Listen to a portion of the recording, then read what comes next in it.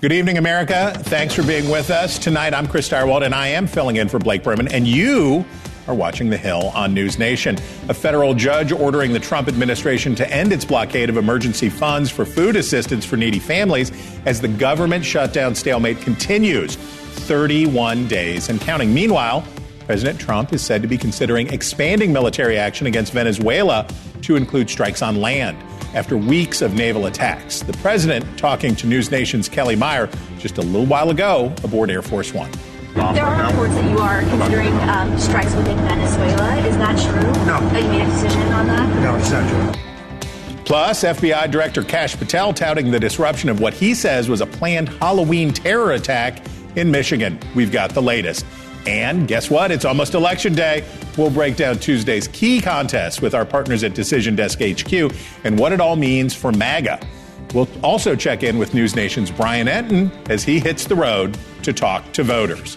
But we begin tonight with Trump on his way to the winter White House after a busy week. The president again blaming Democrats for the shutdown and calling on Senate Republicans to nuke the filibuster to push through legislation on party line votes. That ratchets up the pressure on senators from both parties working behind closed doors to come up with a deal to reopen the government as new disruptions and insurance premium hikes are set to take hold. Libby Dean joins us live from the White House. Libby, what's the administration doing here? Well, Chris, we're seeing President Trump actually pivot back to focusing on this government shutdown after that whirlwind trip through Asia. And now he says it's time for Republicans to go nuclear and change Senate rules by ending the filibuster. That would allow Republicans to open the government without Democrats' support. The Democrats just don't know what they're doing. I don't know what's wrong with them. They've never done a thing like this. They've become crazed lunatics. The Republicans are very unified, they're very strong, and they want to do what's right for the country. Despite President Trump there saying Republicans are unified here on this government shutdown, there are cracks that we're seeing form within the party on ending the filibuster. A spokesperson for the Senate Majority Leader, that's Sean Thune, telling NewsNation the senator's position on the importance of the filibuster hasn't changed, and we have, of course, seen him previously speak out against ending the filibuster. Now, not only are senators playing the blame game, we're also seeing Americans play the blame game, saying they blame Republicans more than Democrats, according to this Washington Post ABC News Ipsos poll showing 45% of Americans blame Republicans and 33% blame Democrats for this government shutdown. Now, despite all of that, senators have left Washington. They won't return here until Tuesday of next week. And that day, Tuesday, will mark and make this the longest shutdown in American history, Chris. Thank you very much, Libby Dean. Okay, as the shutdown moves into a second month, Democrats remain focused on health insurance costs, while Republicans are highlighting the multiplying miseries for Americans without essential services. Today, a federal judge ordered the Trump administration to continue paying for supplemental nutrition programs from the Department of Agriculture for needy families. That was after the White House held that it wasn't allowed to tap an emergency fund.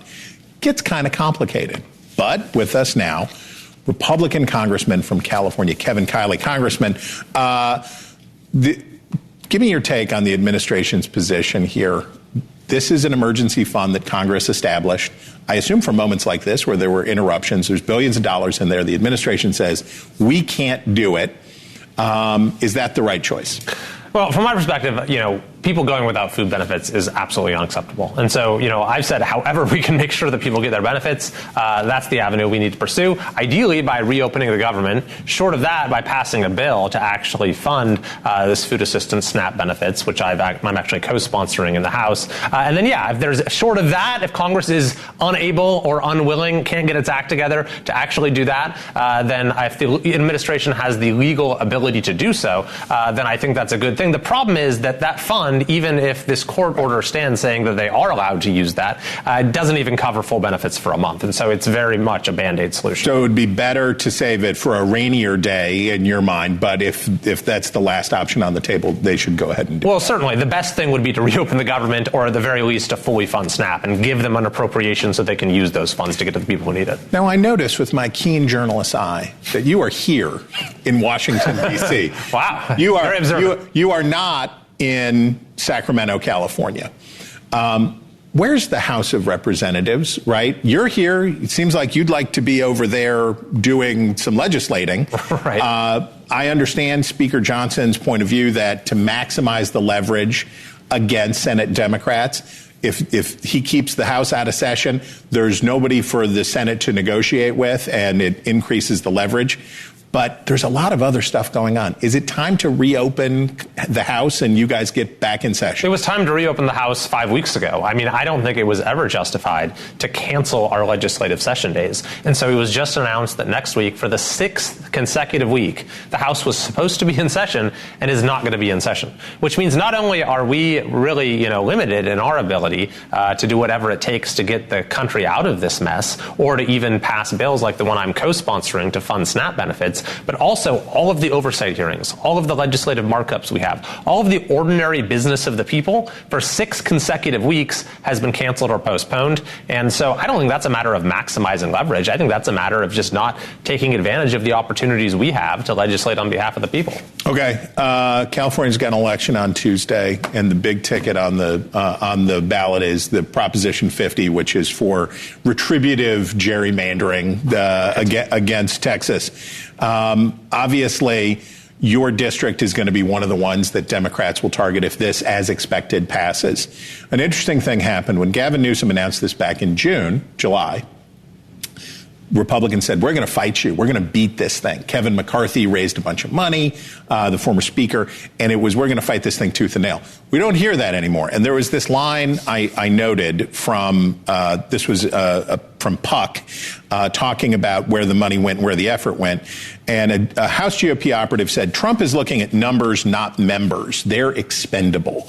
That's kind of cold, right? Like, there are a bunch of Republicans in California that you, Darrell Issa, we could go down the list of the 5 who are going to be right in the crosshairs when or if this goes through. You don't feel expendable. You probably like for Republicans to have stayed in the fight and spent a bunch of money out there to try to save these seats. Well, there has been, a fair amount of money that's come in. And, the problem is that on the other side, there's been a lot more. And so when you have Gavin Newsom and the entire political establishment in Sacramento that is unified behind this, they get a lot of money from special interests and so forth coming in. So they've just been on the airways nonstop. I will say this. Number one, that even with a gerrymandered map, if this goes through, of course, I'm doing everything possible to stop it from going through. But if it does, I believe I can win re-election because I have a record of getting support from voters of all partisan affiliations by focusing on issues that are just of importance to the communities that I represent. But also, when you look at the polls that are going on right now, regardless of how people are voting on this Prop 50 initiative, people still support independent gerrymandering in California, independent redistricting or against gerrymandering in California overwhelmingly. It's just that the barrage of spending has basically, made this about something other than that. And so that's, at least I take some consolation that folks are still against gerrymandering and support independent redistricting, and I'm hoping we can return. And you've got a little more elbow room up in your district than some of your colleagues down in the southern part of the state, so you may have a better looking map in the end. Okay, if you knew, America, that Sacramento had been the setting for the sitcom 8 is Enough with Dick Van Patten, you would know him already. But if you don't, here he is, Congressman Kevin Kiley. We thank you. All right, now let's go across the aisle. Why don't we? Joining us now, also from California, is Scott Peters. He's a Democrat from the Golden State. Congressman, thanks for being here. Okay, tomorrow is the 1st of November, All Saints Day, which has sort of always been the red circle date on the calendar for this shutdown, because that's the beginning of open enrollment for health insurance. Democrats have held out on agreeing to reopen the government to try to force Republicans to make a deal around Obamacare subsidies. Well, we're here. We have arrived. Republicans wouldn't go for it. Your message has definitely gotten through, right? We see it in the polling. We see it everywhere. People understand, prefer Democrats on these questions on health care. But now the pain is increasing, whatever happens on the SNAP decision, but certainly for air traffic control on a bunch of fronts. So is it worth it to keep going once we get into November? Well, look, we need to be talking. I've been through 3 long shutdowns. This is the first time Congress has shut down. In previous shutdowns, we had to be in Washington, D.C. We couldn't go home. They would call votes to keep us there. They wouldn't let us fly home on our government ticket. We'd have to pay out of our pockets. So that created an atmosphere where we were talking every day about how to end this. Speaker Johnson sent us all home. So as my colleague Kevin Colley said, we're not doing the regular business, and we're being paid. We're being paid, unlike our staffs, unlike TSA, unlike the air traffic controllers. We should be at work, and we should be talking about this. Now, whether Republicans would go for this or something else, we don't know, because there's been no discussions. Democrats have been very clear about what we want. We want to deal with this healthcare crisis that starts, as you said, now, as people are going to get notices that things are going up, and as SNAP benefits are threatening to be cut off. Thankfully, we have this court order. But we should be talking, and that has not happened. President Trump finally came back to the country. He's been in Asia while this shutdown's been going on. It doesn't seem like America first to me. But when President Obama had a shutdown, Citizen Trump said that the shutdown was a sign of weak presidential leadership. That's what we have now. So we need to all get in a room. We need to negotiate. I've been through 44 CRs, continuing resolutions. Every one of it has been bipartisan. Take it or leave it. Never works. It's not going to work now. Let's get in a room like adults and make a deal. As the president says, he's a big deal maker. Let's see. Okay, I got to ask you about this Prop 50 business, too. So when we look at what's going on in California, looks like you guys are in for a pretty substantial win. If the polls are predictive, you're going to see a big win for the Gavin Newsom Prop 50 effort. But I've noticed in the conversation around this, and certainly from Hakeem Jeffries and other places talking about other sort of this payback gerrymandering, I'm hearing this charged language, especially the term rigged. I'm hearing a lot about rigged elections from not just the minority leader, but others in your party. That sounds an awful lot like what Republicans said in 2020. Is this helpful for voter confidence? Does this help people have confidence in our elections, number one? And number two, if they say Texas is rigged, wouldn't we have to say that under Prop 50, California would be rigged too? Well, one thing about California, I would say, first of all, I don't like this process at all. I think it's something I don't want to do mid-decade redistricting, but I think we have to do it in California in response to everybody else. We are giving people the opportunity to actually vote on the maps. And I think I'm a fan of independent redistricting. The measure provides that we go back to independent redistricting on the next census. So voters don't have to do anything more to get that system back in place. I just feel like, under President Trump, I think we're really getting to the point where the enemy is the other party. We're not united against China. We're not united against Russia. We're not united against terrorism. We're all set up against the other party. And we saw this in North Carolina last term. Now we saw it in Texas. California's responding. I think it's terrible. Democrats support independent redistricting around the country. We had a vote on that. Not a single Republican supported that. I think someone like Mr. Kiley might wish that we'd be able to re-vote on that now, but that's where we are.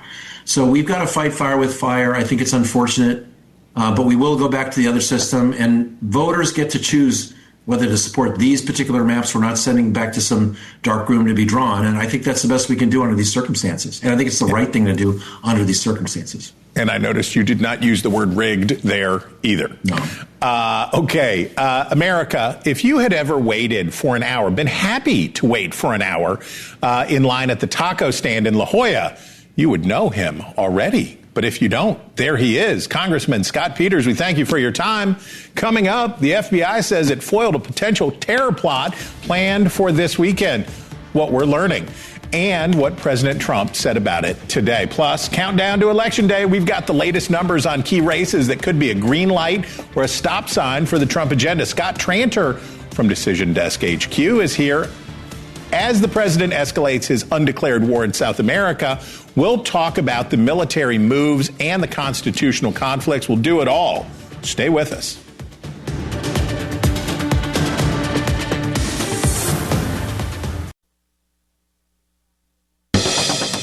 FBI Director Kash Patel says agents disrupted a terrorist plot targeting Halloween festivities this weekend in Michigan.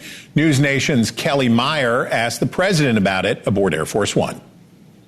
Some further details on the FBI thwarting that terrorist attack in Michigan that was set to happen over the weekend, Halloween weekend. The FBI. We're catching people before they ever start. Yeah. An FBI spokesperson in Detroit said there's no danger now, but many questions remain about the nature of the threat and the investigation.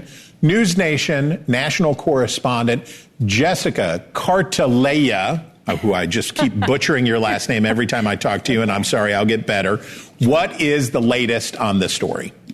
All right, Chris. Well, FBI Director Kash Patel confirmed that multiple people have been arrested. The White House is saying federal agents disrupted a jihadi terror plot this morning in Michigan that was supposed to happen at some point over the Halloween holiday weekend.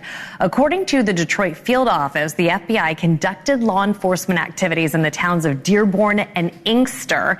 Federal officials were seen searching 2 addresses in Dearborn today. Authorities have not released any details, however, about the suspects. We reached out to Dearborn police. We also reached out to the FBI to try to get some information on their motive and what the target may have been or who may have been the target. But both offices are being very tight-lipped about any further details. But in a statement on X, Director Patel thanked his federal agents and local law enforcement for working around the clock to thwart this threat. He said, "Thank you to the men and women of the FBI and law enforcement everywhere, standing guard 24/7 and crushing our mission to defend the homeland." With Halloween celebrations expected to draw big crowds, as we know, Chris, this weekend, officials are urging the public to stay safe.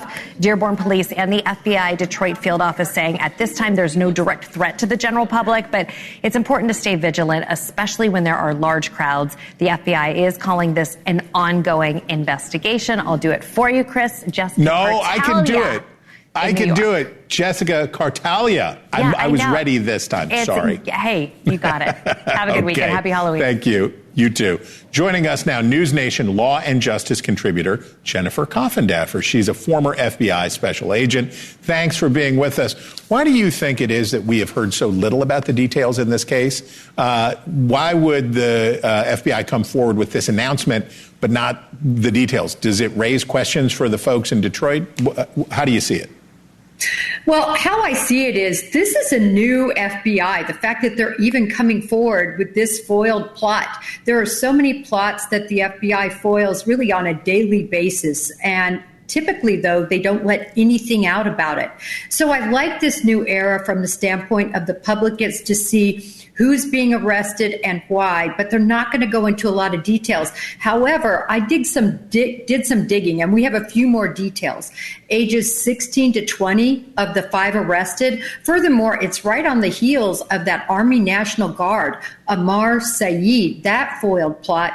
And in fact, according to some reports, that individual knew at least one of these individuals and may have inspired this attack.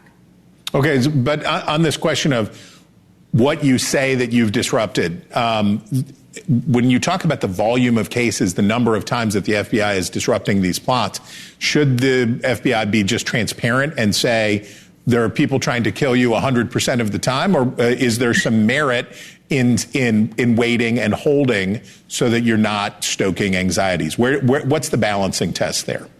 Well, I think there is merit because, first of all, you don't want copycats. And in this case, very specifically, this is a bit of a copycat from what we know about Amar Saeed. So that's one thing they're balancing. A lot of these individuals really just seek to have the limelight and make this statement and be infamous. Also, there are specific avenues the FBI used in that case and in this case to foil this plot, and they do not want that released or to get out because then people will be aware that those are the techniques they're using. Jennifer Coffindaffer, we thank you for your help. Okay, America, there's still much more ahead on the Hill. It's the home stretch from California to Virginia to New Jersey to New York City.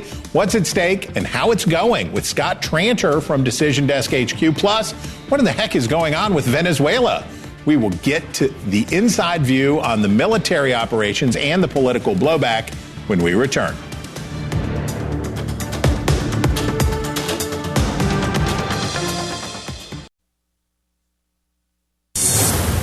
Now, if you don't happen to live in one of the handful of places where Tuesday is Election Day, you may be wondering, what is all this fuss about? Well, lucky for you, we have our friend Scott Tranter. He's the Director of Data Science for Decision Desk HQ. He's going to put it all in perspective for us, and he's going to tell us what to expect Tuesday night, because we're going to be looking to you. We're going to be counting on you. We've got these races all over the country. What I want you to do, brother, is just let's clip through a bunch of these. Lightning round, yeah. Lightning round. Number one, let's go to Virginia gubernatorial. This has sort of been the marquee race, right? Yes, this is the big one. It was a big deal 4 years ago. That looks like a pretty wide gap. Wide gap in a poll that came out before this average was put there in the last hour shows that gap even wider. So I think this race is going to be relatively easy to call on election night. You're feeling an early call. Yes. Harder to call. Here we go. This will be the fun one. This is in Virginia. This is the one. How much ticket splitting will there be? We see the inflection point there when the texting scandal for Jay Jones, the Democratic nominee for Attorney General, came out. How much delta can Jay Jones have with Abigail Spanberger, the Democratic nominee? We're putting it at about 6 or 7 points. Anything below that, his lead is in jeopardy. This weekend's big. Early vote in Virginia will be big for both the Republicans and Democrats to see if they can close that gap. So basically, if she wins by what the polls say, Jones could sneak in. Yep. If it's closer, he could be in big trouble. Correct. Okay, look at us. This is a rapid fire. Let's talk about New Jersey. Look at all these plot points from you guys. You guys love a plot point. We do. Okay, so this race I never believed the early polling out here that had this at 13 points way back here. This is much more like what we expected to see. But Jack Ciattarelli got within 3 points 4 years ago. What do you see? I see a repeat. He's probably going to do better than the polling average suggests. The only question is it going to be enough to take the lead? Mickey Sherrill's probably not running as good a campaign as her predecessor, so this one could be interesting on election night. But again, Mickey Sherrill's in the driver's seat. And her predecessor was massively unpopular at the time. Yeah. Okay, here we go. Everybody knows this one. New York has heinous polling. It is very hard to poll the city of New York. We saw the surprise in New York City in the June primary. How much credence do we give these numbers? I think we give pretty good credence, and here's the difference between the primary now. We have very good data on early vote, and the early vote is showing us that under 40 voters are voting early, and those are Zoe and Mamdani. I think this one obviously will probably be a pretty quick call, but I think you could see Mamdani get over 50. And the race I'm watching is Sliwa. Maybe he breaks 20. Okay, all right. Yeah. Here we go. Proposition 50 in California. Blowout. Quick Huge call. blowout, yeah. You're not. The Republicans agree with me. They stopped spending 2 weeks ago. You're not sweating it. All right, here we go. This is also on the ballot. Right. So here's the president's job approval numbers. That's also on the ballot. And also, I will say, we're probably going to have a new change. There's going to be some change in this number this weekend because of you and your team. Scott, we thank you. And we would remind you that Scott will be delivering big data for NewsNation special coverage of the 2025 election starting at 7 p.m. on Tuesday. And we will have some goodies for you in our trick-or-treat bag this Sunday from Scott and our friends at DDHQ. Join us at 10 a.m. Eastern right here on NewsNation for the Hill Sunday. We'll have the first look at a new batch of polls from DDHQ that are going to tell us the climate going into these key votes. And that's not all we have for you this Sunday. We'll also be talking to Senator Shelley Moore Capito of West Virginia, part of the Senate leadership team. We're taking a deep dive into different races. We're doing it all for Tuesday, plus our best in the business panel of journalists, including the great George Will. So be sure to join us on the Hill Sunday, 10 a.m. Eastern, 9 a.m. Central, right here. Okay, coming up now is President Trump himself going to declare war on Venezuela. There's a report out that says the administration has already identified land targets. And NewsNation's Brian Etten continues our Driving the Vote series. He's traveling across the country, talking with Americans about their concerns. We'll check in with him coming up.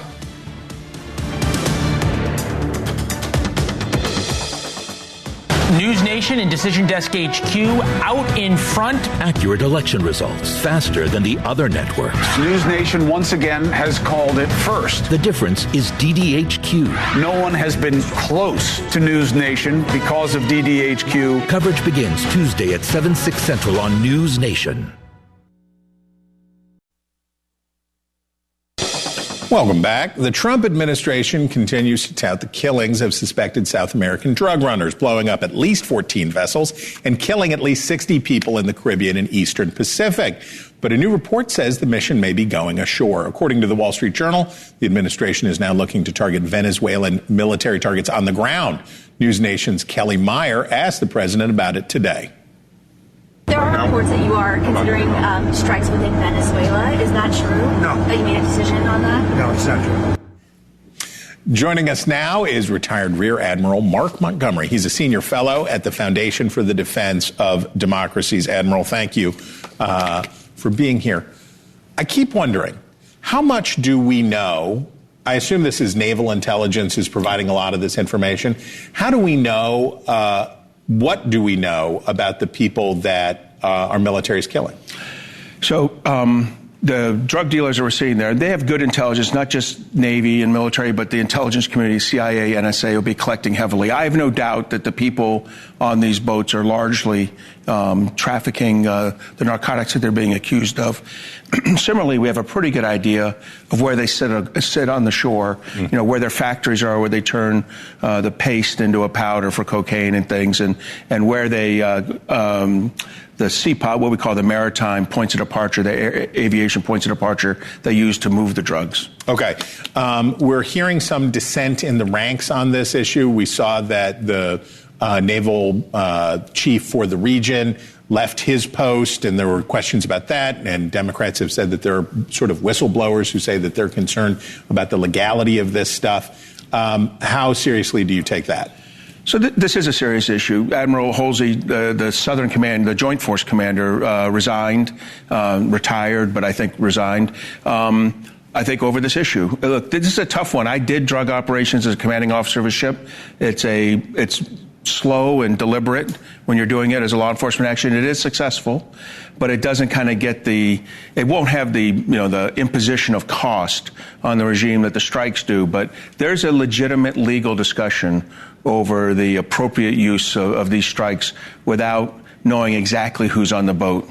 As we talk about increasingly regime change in Venezuela, actions on the ground in Venezuela, targeting the Maduro regime there and doing all of that stuff. That's a big shift, right? And that's a big matzo ball to have hanging out there, the idea that we're going to be engaging on the ground in Venezuela. When we think about, I assume Venezuela doesn't have much of a military to speak of. They do have some Air Force units, ironically, F-16s that we provided. They have ground forces. They are a military state. Mm-hmm. They've had multiple coups and defensive coups by the military. But, these ground strikes, I will say this is a lot more efficient way to cut off the drug trade than one ship at a time. That's the least efficient way. Mm-hmm. The most efficient way is to hit the drug production facilities. And I think you'll find strong support for that around the military, and I think in the national security decision-making process. And you're right, if the added benefit is that you destabilize Maduro and there's the regime change and the actual elected leader from last year's elections comes into power, I think that's a win-win for the United States. The Maduro regime is appealing to Moscow, which has its own problems these days. Is there some chance that the Russians could provide some assets to the Venezuelans that could make life worse for Americans? No. I just think they have too many of their own problems. And, we're the only country that fights long distance. We fight away games. Yeah. Very few other countries in the world can fight or support an away game the way the U.S. military can. You say that you talk about your own participation in the past in interdiction efforts. U.S. involvement in Latin American U.S. military involvement in Latin America does not have a stellar history, right? We do not have, from the Bay of Pigs and a bunch of other instances, we do not have a great track record down there. Is this time different? Well, look, you always have to head into regime change kind of issues with great trepidation. And in fact, Donald Trump has historically been a pretty strong critic of that. But this regime voided a legitimate election. As you know, the person who won the Nobel Peace Prize is, in fact, and who he is congratulated and supports. We support the opposition in this country. Secretary Rubio particularly has supported the opposition for over a decade. I believe at this time, this is appropriate, but you're absolutely right. U.S. forces occupying territory in Central and South America is not a stellar track record. Okay. Admiral, we thank you very much for joining us on this Halloween. Okay, so what about Congress? You know those guys. Remember that? They're the part of the government with the power to declare war on the Constitution. Here's what the president had to say about that last week. I don't think we're going to necessarily ask for a declaration of war. I think we're just going to kill people that are bringing drugs into our country.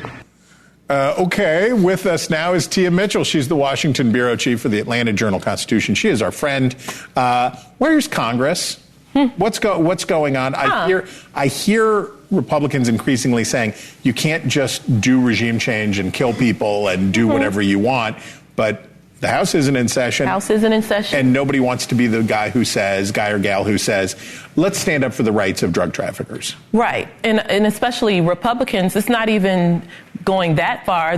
We know that Republicans don't want to be the person to look like they're standing up to Donald Trump or questioning the decision making of Donald Trump in his White House. So that's even more so a concern. You know, there was a briefing this week, and Democrats weren't even allowed to attend to learn what happened. And coming out of that briefing, some Republicans said, that's not right. We should have bipartisan briefings. We should at least let members of Congress know what's going on. So that's the thing. Even Democrats in Congress aren't even being told whatever the White House is willing to share. Democrats in Congress aren't being it isn't being shared with them. Okay, so on Tuesday, we're going to have all these elections. And here's one thing we know.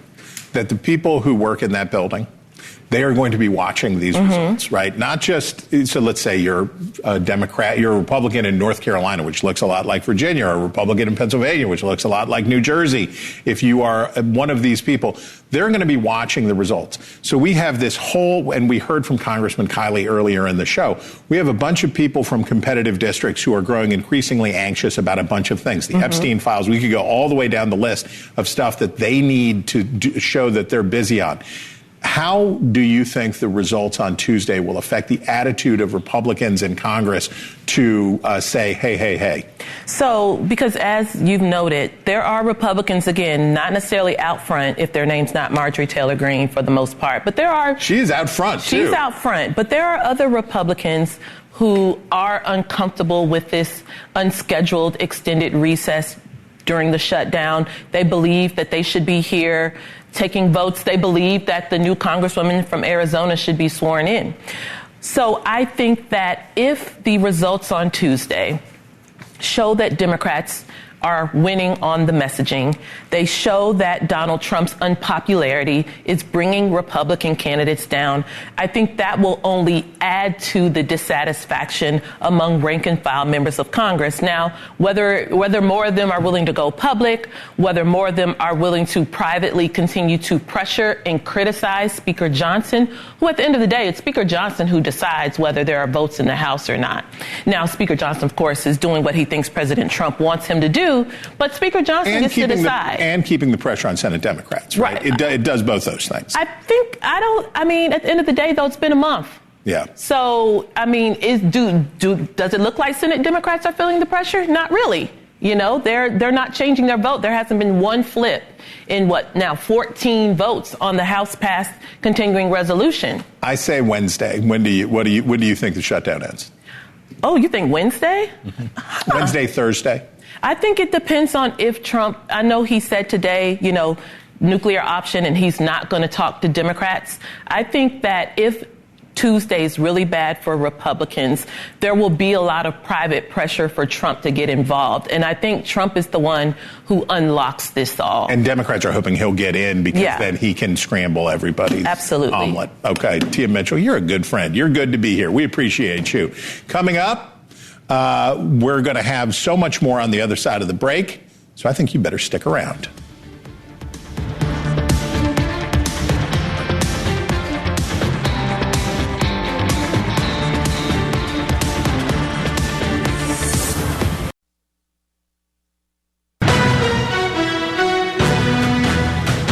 Election day is just 4 days away. I am a nerd, and therefore I am excited. NewsNation's Brian Enton is out on the road, and he's talking to America's voters about the issues that matter most to them in his Driving the Vote series. Brian, where do we find you this evening? So we are actually in Battle Creek, Michigan right now, Chris. We're back in the NewsNation RV. We've been having fun driving all over the country, eating lots of junk food. I want to show you, though, Battle Creek out here. It's actually really pretty. The sun's about to go down, but you can see over here, beautiful lake here in Battle Creek. The leaves are changing. It's been beautiful. We were in Ohio. Before that, we were in West Virginia. We were also all the way in Utah. One of the big issues that everybody's talking about, of course, gerrymandering. And we went to like the epicenter of gerrymandering, Chris. One small city that is in 4 different congressional districts. Look at this. Mill Creek, Utah, population 65,000, incorporated southeast of Salt Lake City less than a decade ago. It boasts fabulous scenery. But Mill Creek is the home of something else, all 4 of the state's congressional districts. It really is crazy. Here at Iceberg Drive-In, they have amazing milkshakes, by the way. I'm in Utah's 4th congressional district. On this corner of the intersection outside the Starbucks, we're in the 2nd district. And across the street here at the 7-Eleven, this is Utah's 3rd congressional district. And get this, we put our drone up, we fly 1.5 miles east, and now you're in the state's 1st and final congressional district. Where we're sitting right now is sort of like, I guess, like the epicenter of gerrymandering. Yeah, it really is. Just this intersection right over here. How did that happen?